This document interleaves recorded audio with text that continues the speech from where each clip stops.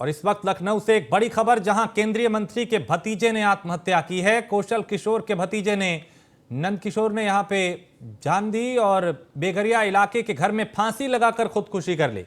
Dubagga police ने घटनास्थल का मुआयना किया और आत्महत्या के कारणों का अभी तक पता नहीं लग पाया कि आखिर आत्महत्या क्यों की गई। तो दुबग्गा पुलिस ने घटनास्थल पे पहुंच के जांच शुरू कर दी है। आसपास के और परिवार के लोगों से पूछताछ शुरू कर दी है। आत्महत्या के कारणों का अब तक पता नहीं चल पाया। इस वक्त ये बड़ी खबर लखनऊ से, जहां मंत्री के भतीजे ने आत्महत्या की है। नीलेश चौहान हमारे संवाददाता लखनऊ से ज्यादा जानकारी के साथ। नीलेश, बताया जा रहा है कौशल किशोर के भतीजे हैं जिन्होंने आत्महत्या की। क्या कुछ जानकारी इससे जुड़ी हुई?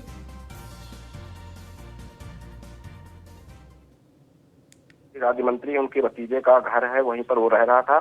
अभी तक कारणों का पता नहीं चल पाया कि किस वजह से कौशल किशोर के जो भतीजे हैं उन्होंने आत्महत्या की है। फिलहाल भारी संख्या में पुलिस बल मौके पर मौजूद है और कौशल किशोर के जो चाहने वाले लोग हैं वो वहां पर मौजूद हैं और पुलिस लगातार जो है आसपास और घर के लोगों से पूछताछ कर रही है कि आखिर सुसाइड करने की वजह क्या रही है। उन तमाम चीजों को लेकर पड़ताल जारी है।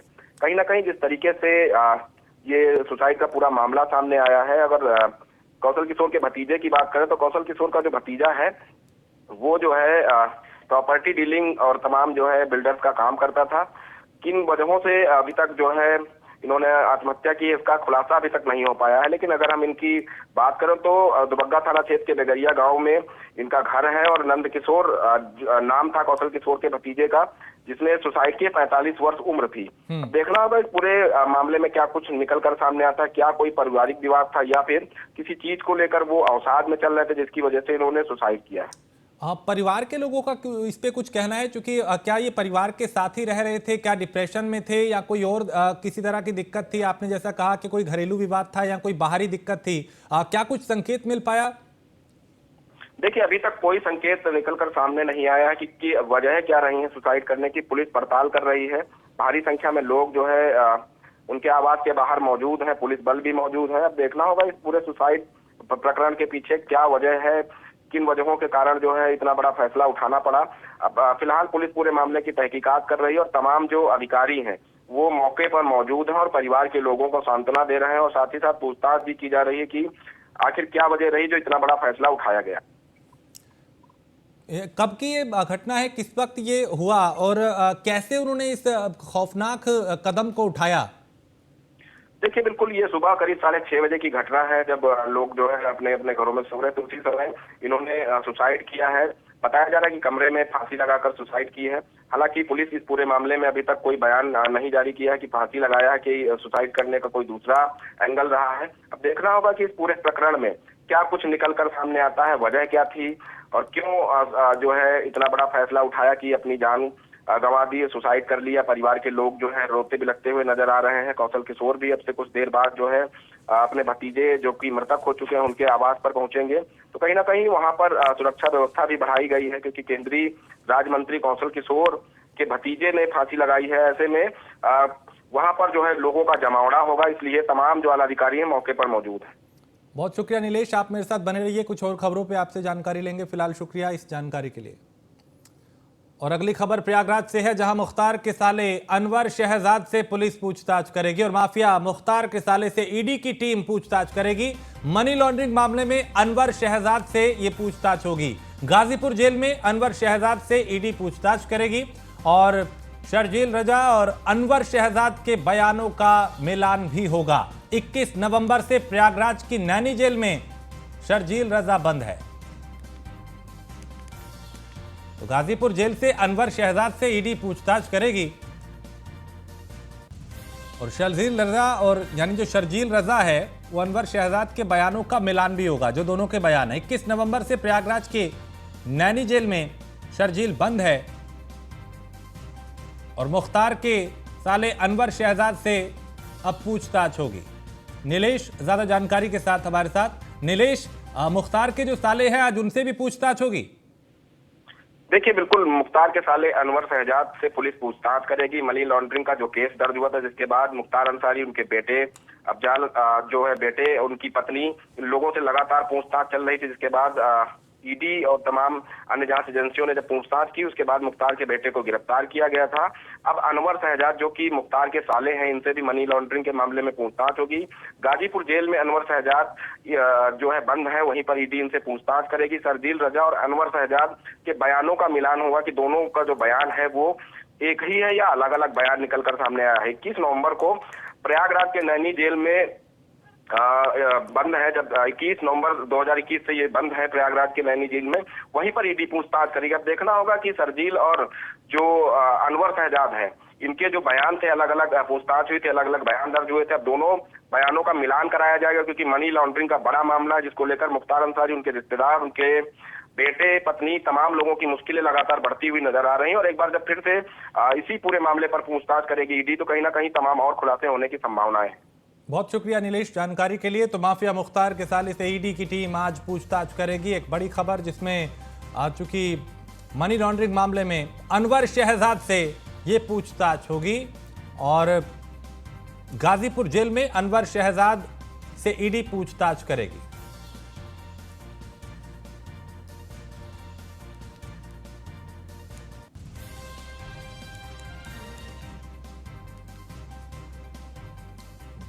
और खबर प्रयागराज से है, जहां अतीक अहमद के खिलाफ आज सबसे बड़ी कार्रवाई की गई, जिसमें 123 करोड़ की 2 संपत्तियां आज कुर्क करने की पूरी तैयारी है। और गैंगस्टर एक्ट में झूसी स्थित संपत्तियों की कुर्की होगी। तो गैंगस्टर एक्ट में झूसी स्थित संपत्तियां कुर्क होंगी, ये बड़ी खबर इस वक्त।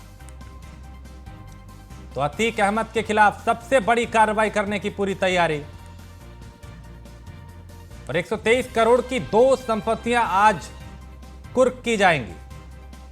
इससे पहले भी कई संपत्तियों को कुर्क किया गया। गैंगस्टर एक्ट में कार्रवाई लगातार की जा रही है और अतीक के खिलाफ लगातार इस तरह की कार्रवाइयां हो रही हैं। 123 करोड़ की ये 2 संपत्तियां हैं जिनको आज कुर्क किया जाएगा। और गैंगस्टर एक्ट में झूसी स्थित संपत्तियां जो है उनको कुर्क किया जाएगा। तो अतीक अहमद के खिलाफ यह सबसे बड़ी अब तक की कार्रवाई करने की पूरी तैयारी की जा रही है। और 123 करोड़ रुपए की 2 ऐसी संपत्तियां जिनको आज कुर्क किया जाएगा। इससे पहले भी कई अवैध और जिन सरकारी जमीनों पर कब्जे किए गए उनको कुर्क किया गया, कब्जा मुक्त कराया गया, बुलडोजर भी चलाया गया।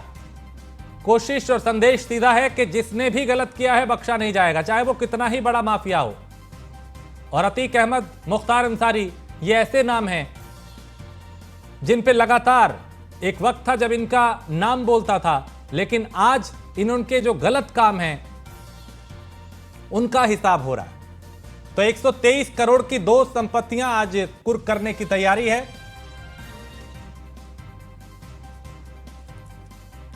और गैंगस्टर एक्ट में यह संपत्ति कुर्क होगी। इससे पहले भी कई जगह प्रशासन शासन ने बड़ी कार्रवाई की है।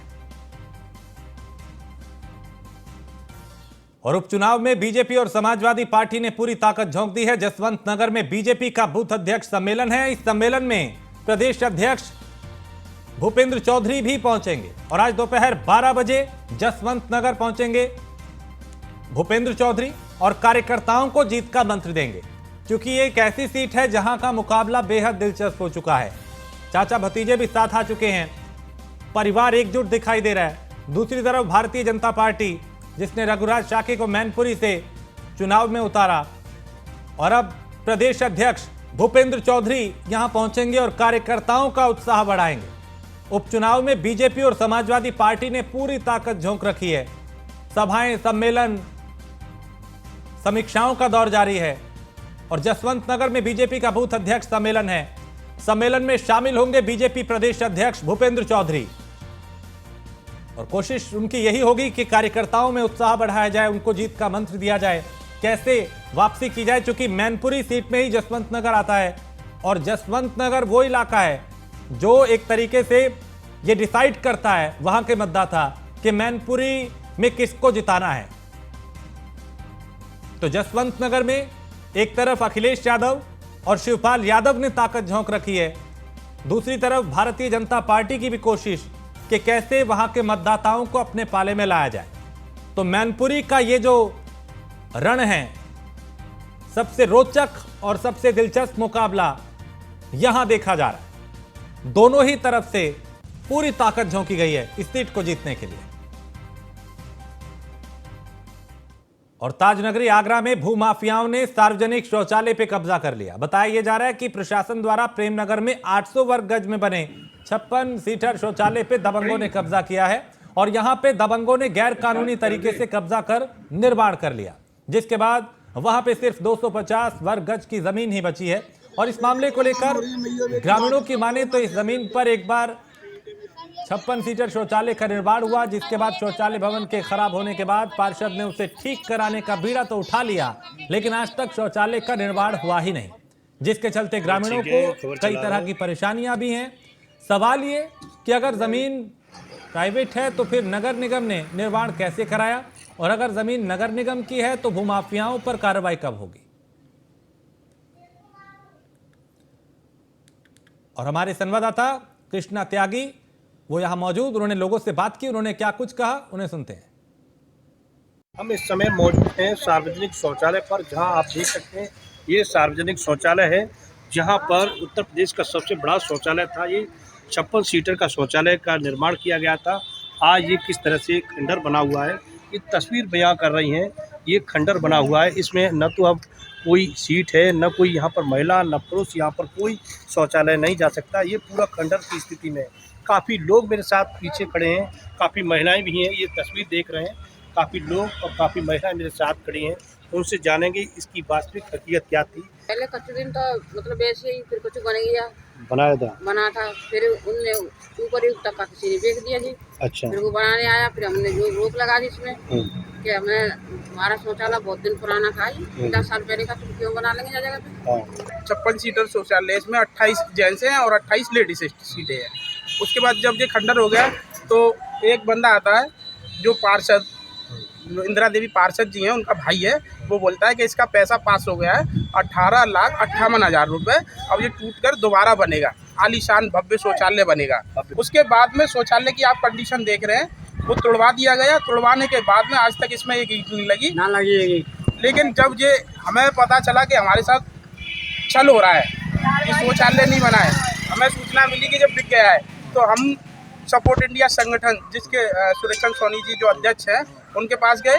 उन्होंने फिर कलेक्ट्री भी घेरा है, लेकिन आज तक हमारी कोई सुनवाई नहीं हुई है। सनी भाई, हमने तो जन्म लिया जब से यही शौचालय देखे हैं। अब इसमें परेशानी है, कोई बेचने की कहता है, कोई कुछ कहता है। अब ये पूरी बाउंड्री करा ली, सारे पत्थर निकाल दिए इसमें से। कई बार गए, ले जाते हैं साथ में, कोई सुनाई नहीं करते। कितने दिनों से ये शौचालय टूटी हुई? ये 2019 में तुड़वाया था। राकेश जो पार्षद जी के बेटे मतलब उनके भाई है, उन्होंने तुड़वाया था कि नई स्थिति से बनेगा। अब की स्थिति की बात करें तो किस तरह से महिलाएं पुरुष यहाँ अभी महिलाएं चली जाती तो पुरुष बाहर खड़ा रहता है, और पुरुष चलाता तो महिलाएं बाहर खड़ी रहती है। लोगों की उम्मीद है कि सार्वजनिक शौचालय को कब्जा मुक्त किया जाए। काफ़ी जमीन पर कब्जा किया है और निर्माण कर लिया है। लोगों ने कई बार शिकायतें भी की हैं, इस उच्च अधिकारी से भी शिकायत की, डीएम साहब से बात की। इस बात को लेकर अभी आगरा कमिश्नर उनसे बातचीत की। काफ़ी महिलाएं वहाँ पर मौके पर गई थी, लेकिन अभी भी माफियाओं पर कोई कार्रवाई नहीं हुई। न्यूज़ 1 इंडिया से कृष्णा त्यागी। और इस मामले पर एडवोकेट सुरेश का क्या कुछ कहना है, उन्हें सुनते हैं। माननीय उच्च न्यायालय में जनहित याचिका दाखिल की थी। जनहित याचिका में ये कहा गया था कि सिटी कमिश्नर इस प्रॉब्लम को हल करें। सिटी कमिश्नर ने कह दिया, हाई कोर्ट में अपना जवाब लगा दिया कि हमारा नगर निगम का इससे कोई संबंध नहीं है। जब नगर निगम का कोई संबंध नहीं है तो विधायक निधि क्यों लगी थी, नवीन जैन जी की पट्टिका क्यों लगी थी, आगरा नगर निगम की बड़ी पट्टिका इसमें क्यों लगाई गई थी। आखिर जनता को मूर्ख कब तक बनाते रहेंगे आप। कमिश्नर साहब से मिले, कमिश्नर साहब ने ये कहा कि मैं इसमें सख्त कार्रवाई करूंगा। माननीय मुख्यमंत्री जी इस 56 सीटर शौचालय की तरफ देखें और यहाँ पर बुलडोजर चलाएं, जिन्होंने 600 वर्ग गज जमीन पर कब्जा कर लिया है। और 56 सीटर शौचालय जब बन के तैयार होगा तो ये एक आदर्श शौचालय होगा उत्तर प्रदेश और पूरे देश के लिए। और जब हमारे संवाददाता ने पार्षद से बात करने की कोशिश की तो वो कैमरे से बचते हुए नजर आए। इस समय मौजूद हैं महापौर नवीन जी के के आवास पर। आप ये तस्वीर देख सकते हैं, महापौर नवीन जैन का आवास है ये। यहाँ पर हम लगातार सार्वजनिक शौचालय के कब्जे की बात को लेकर संपर्क में थे। महापौर नवीन जैन के पीआरओ द्वारा बताया गया कि सुबह से ही आवास पर स्थित है, वॉकिंग कर रहे हैं, लेकिन काफ़ी संपर्क करने के बाद महापौर जी के पीआरओ शिवम जी ने बताया कि अब महापौर नवीन जैन अलीगढ़ में स्थित है। आप तस्वीरों में साफ देख सकते हैं, नीचे महापौर नवीन जैन जी की गाड़ी भी यहाँ पर मौजूद है। बावजूद इस पूरे मामले को लेकर बचाया जा रहा है। बताया जा रहा है इस पूरे सार्वजनिक शौचालय पर दबंगों का सफ़ेद पोशों का भी संरक्षण बताया गया है, जिसके चलते अभी तक कोई कार्रवाई नहीं हुई, केवल खाना पूर्ति की जा रही है। इस बात को लेकर अभी सैकड़ों महिलाएं आगरा कमिश्नर के कार्यालय पर भी धरना देने के लिए पहुंची थी, लेकिन कोई कार्रवाई नहीं हुई। इस पूरे मामले में दबंगों पर क्या कार्रवाई होगी, कब सार्वजनिक शौचालय कब्जा मुक्त होगा। न्यूज़ वन इंडिया से कृष्ण त्यागी, आगरा। और कृष्णा हमारे संवाददाता इस खबर पे ज्यादा जानकारी के साथ सीधा हमारे साथ जुड़ चुके हैं। कृष्णा, जमीन सरकारी थी या फिर सरकार का पैसा इसमें इस्तेमाल हुआ था? विवाद क्या है? क्यों जो जिम्मेदार हैं वो कैमरे से बचते नजर आए, सवालों से बचते नजर आए? इसकी सबसे बड़ी शौचालय कही जाने वाली 56 सीटर को जहां दबंग भूमाफियाओं ने कब्जा कर लिया। ये पूरी जमीन भूरी देवी के नाम से थी। भूरी देवी ने 11 पंचों के नाम से, समाज सेवा शक्ति के नाम से इस जमीन को इकनामा किया था। उसके बाद खेल यहाँ से शुरू हुआ। उस जमीन पर भूरी देवी के वारिस ने पंचों के एक हरिचंद नामक व्यक्ति को बिना जानकारी के लिखा पढ़ी कर दी, क्योंकि भूरी देवी की मृत्यु हो चुकी थी। उसके बाद भूरी देवी के वारिस ने इसके नाम की। उसके बाद हरिचंद की मृत्यु के बाद हरिचंद की वारिस और भूरी देवी के वारिस ने मिलकर एक समिति को इस जमीन को बेच दिया। उस समिति ने भूमाफियाओं को इसके हवाले कर दिया और इस सार्वजनिक शौचालय की जब तोड़फोड़ की तो इंदिरा देवी जो वार्ड नंबर 10 की पार्षद हैं, उनके भाई राजेश खन्ना ने वहां पर लड्डू वितरण किए जिससे लोग विरोध न करें। इस बात की शिकायत जब लोगों ने की तो उसकी कोई सुनवाई नहीं हुई। समाज सेवी और एडवोकेट जो सुरेश सिंह सोनी थे, उन्होंने जनहित याचिका भी दायर की। आदेश पारित हुआ कि इसमें भूमाफियाओं के खिलाफ कानूनी कार्रवाई करें और अभी तक 3 साल बीत जाने के बाद इस मामले पर कोई कार्रवाई नहीं हुई है। कुछ दिन पहले यहाँ पर आगरा कमिश्नर, जो ये पीछे जो तस्वीर है आगरा कमिश्नर की, यहाँ 300-400 महिलाएं प्रदर्शन भी किया था, डिब्बे लेकर यहाँ पर प्रदर्शन के लिए बैठी थी, लेकिन कार्रवाई नहीं की गई, केवल खाना पूर्ति की गई। इस पूरे विषय को लेकर राजेश जी, सबसे बड़ा सवाल ये था कि इस विषय को लेकर हमने महापौर जी से बातचीत की तो महापौर जी बोलने के लिए तैयार नहीं। नगर आयुक्त जी से बात की तो वो निजी संपत्ति बताने के लिए तैयार है। उनका कहना है कि निजी संपत्ति है। राजेश जी, सबसे बड़ा सवाल यह है कि यदि ये निजी संपत्ति है तो इसमें पूर्व विधायक द्वारा निधि कैसे लगाई गई, निगम का पैसा कैसे लगाया गया, महापौर जी की बीजक कैसे लगाया गया। सबसे बड़ा सवाल यह है 56 सीटर शौचालय को बिना अनुमति के कैसे तोड़ा गया, कैसे ये जमीन की खरीद फरोख्त की गई। तो ये कई सवाल इस पूरे मामले पर खड़े किए हैं। हालांकि नगर आयुक्त की बात करें तो नगर आयुक्त का कार्यकाल की मैं सबसे पहले तस्वीर बताना चाहूंगा। नगर आयुक्त सबसे पहले अपने कार्यालय में अपने समय पर नहीं बैठते, वो उनकी तस्वीर सीसीटीवी कैमरे की जांच की जाए तो ऐसे गैर जिम्मेदार अधिकारी जो उनकी लचर व्यवस्था के चलते भूमाफिया फल फूल रहे हैं, तो ऐसे भूमाफियाओं पर कार्रवाई करनी चाहिए। और इन भूमाफियाओं पर सबसे बड़ा सवाल राजनीति ये है, इन भूमाफियाओं पर पोषों का भी संरक्षण है, जिसके चलते आगरा प्रशासन कार्य कर रहा है। इस तस्वीर को देखना चाहिए, सरकार को इन भूमाफियाओं की बड़ी कार्रवाई करनी चाहिए। जो जनहित याचिका के आदेशों का भी पालन नहीं कर रहे हैं, ऐसे लापरवाह अधिकारियों पर भी कार्रवाई सरकार द्वारा करनी चाहिए। जी कृष्णा, चूंकि ये बड़ा यहाँ पे घालमेल लग रहा है कि बड़ा घपला घोटाला हुआ है, चूंकि एक तरफ सरकार है, मुख्यमंत्री हैं जो ये कहते हैं कि 0 टॉलरेंस की नीति है, भ्रष्टाचार बर्दाश्त नहीं करेंगे, लेकिन दूसरी तरफ प्रशासन में बैठे कुछ अधिकारी हैं जो इस तरह की सांठगांठ करके लोगों के हक को डकारने का काम कर रहे हैं। यहाँ पर कई अधिकारियों से बातचीत की। कल हमने डीएम साहब से बात की तो इस मामले को संज्ञान में आने के बाद 2 घंटे इंतजार करना पड़ा। उसके बाद बाइट देने से कतराते नजर आए। महापौर जी से बातचीत की तो महापौर जी ने अपने आप को अलीगढ़ बता दिया। आगरा कमिश्नर से 2 दिन पहले बात की तो उन्होंने अपने IGRS की शिकायत कर निस्तारण की बात कह दी, तो शिकायत का निस्तारण किस आधार पर किया गया ये समझ में नहीं आया। आखिर ये प्रशासन उन भूमाफियाओं पर कार्रवाई क्यों नहीं करना चाहता है, ये सबसे बड़ा सवाल है। आखिर ये भूमाफिया इतने इस सरकार में कैसे फल फूल रहे हैं, इन सफेद पोशों का इन भूमाफियाओं पर कैसे इन भूमाफियाओं का हाथ है, कई सवाल इस पूरे मामले को लेकर खड़े करते हैं। हालांकि जो एडवोकेट सुरेश सोनी ने इसमें हाई कोर्ट में एक जनहित याचिका डाली थी, उसमें आदेश भी पारित हुआ था कि इसके खिलाफ कार्रवाई हुई, उसमें आदेश पारित हुआ कि इन भूमाफियाओं के खिलाफ कार्रवाई हो, लेकिन वो अभी तक कार्रवाई नहीं हुई है इस पूरे मामले को लेकर। उत्तर प्रदेश का जो सबसे बड़ा शौचालय, जहाँ सरकार जीरो टॉलरेंस की बात करती है, जहाँ स्वच्छता के नाम पर सरकार के बिल्कुल छवि सुधारने का काम कर रही है, वहीं जहाँ पर सरकार के जो अधिकारी हैं, तो प्रशासन की लचर व्यवस्था और उनके लापरवाही के चलते ये भूमाफिया बिल्कुल, और जरूरी है कि इस मामले का जो सच है वो सामने आए और जिन्होंने गलत किया है उनके खिलाफ कार्रवाई हो। बहुत शुक्रिया कृष्णा इस तमाम जानकारी के लिए। आगे बढ़ते हैं, फर्रुखाबाद से खबर है जहां सूदखोर से परेशान बुजुर्ग ने फांसी लगा ली और बेटे की शादी के लिए 1 लाख रुपए लिए थे और सूदखोर ने 1 लाख की जगह 2.5 लाख रुपए वसूल लिए। बुजुर्ग के घर आए, दिन रात उनके साथ बदतमीजी की जाती थी और उनकी बहू के साथ अभद्रता कर मारपीट की गई। घटना से आहत होकर बुजुर्ग ने फांसी लगा ली। मोहम्मदाबाद क्षेत्र के गोसरपुर गांव का यह मामला।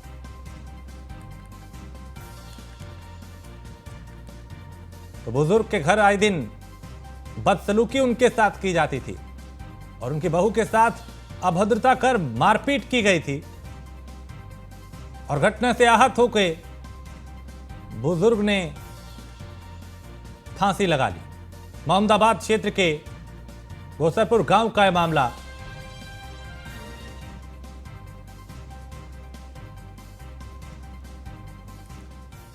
और खबर बुलंदशहर से है जहां पुलिस का ऑपरेशन लंगड़ा जारी है। पुलिस और बाइक सवार बदमाशों के बीच मुठभेड़ हुई। मुठभेड़ के दौरान एक बदमाश को गोली लगी है। पुलिस ने 50,000 के इनामी बदमाश को गिरफ्तार किया है और खुर्जा के व्यापारी के अपहरण में यह फरार चल रहा था। मेरठ का रहने वाला है यह बदमाश, जिसका नाम सौरभ गुर्जर बताया जा रहा है। और पिछले कई दिनों में पुलिस और बदमाशों के बीच में कई मुठभेड़ हुई, जिसमें कई बदमाशों को ढेर किया गया, कईयों को सलाखों के पीछे पहुंचाया गया और कई बदमाशों ने खुद आत्मसमर्पण कर दिया। पुलिस की मंशा अपराध और अपराधियों पर लगाम लगाने की है और यही वजह है कि आए दिन इस तरह से जो बदमाश आपराधिक वारदातों को अंजाम दे रहे हैं उन्हें सलाखों के पीछे पहुंचाया जा रहा है। तो पुलिस का यह ऑपरेशन, यह अभियान लगातार जारी है। और शाहजहांपुर से खबर है जहां बीजेपी सांसद अरुण सागर फरार घोषित किए गए हैं। एमपी एमएलए कोर्ट ने बीजेपी सांसद को फरार घोषित किया है और सीजेएम तृतीय ने सांसद के खिलाफ गैर जमानती वारंट भी जारी किया था। वारंट जारी होने के बाद भी कोर्ट में नहीं हाजिर हुए सांसद और लोकसभा चुनाव के दौरान आचार संहिता उल्लंघन का मुकदमा दर्ज हुआ था और सांसद के फरार होने का नोटिस आवास पे चस्पा किया जाएगा। शाहजहांपुर जिले से बीजेपी के सांसद हैं अरुण कुमार सागर, जिन्हें फरार घोषित किया गया है। दीपक दीक्षित हमारे संवाददाता इस खबर पे ज्यादा जानकारी के साथ। दीपक, बीजेपी सांसद है, उनको फरार घोषित किया गया है, पूरा विवाद क्या था ये? तो दीपक तक मेरी आवाज नहीं पहुंच रही, फिर कोशिश करेंगे उनसे संपर्क हो और वो विस्तार से बता पाएं, क्योंकि बताया जा रहा है कि आचार संहिता का उल्लंघन का मामला था और बीजेपी सांसद अरुण सागर जिन्हें फरार घोषित किया है। एमपी एमएलए कोर्ट ने बीजेपी सांसद को फरार घोषित कर दिया और सीजेएम तृतीय ने सांसद के खिलाफ गैर जमानती वारंट भी जारी किया था और वारंट जारी होने के बाद भी न्यायालय में वो हाजिर नहीं हुए थे। और कासगंज में कैदी की मौत के मामले में न्यायिक जांच, बंदी की संदिग्ध मौत के मामले में जांच की जाएगी और खून की उल्टी होने के बाद इलाज के दौरान मौत हुई थी। पचलाना स्थित जिला कारागार में गैंगस्टर में ये कैदी निरुद्ध था और संदिग्ध हालात में मौत हुई, जिसकी अब जांच की बात की जा रही है। खून की उल्टी होने के बाद इलाज के दौरान इस कैदी की मौत हुई थी और पचलाना स्थित जिला कारागार में गैंगस्टर में निरुद्ध था एक कैदी। तो कैदी की मौत के मामले में न्यायिक जांच होगी और कैदी की संदिग्ध मौत के मामले में न्यायिक जांच की जाएगी। क्योंकि संदिग्ध हालात में इस कैदी की मौत हुई थी, जिसके बाद सवाल कई तरह के उठे और उसी को लेकर अब जांच की जाएगी। और इसी के साथ इस बुलेटिन में फिलहाल इतना ही। देश प्रदेश की बाकी खबरों के लिए आप देखते रहिए न्यूज़ 1 इंडिया।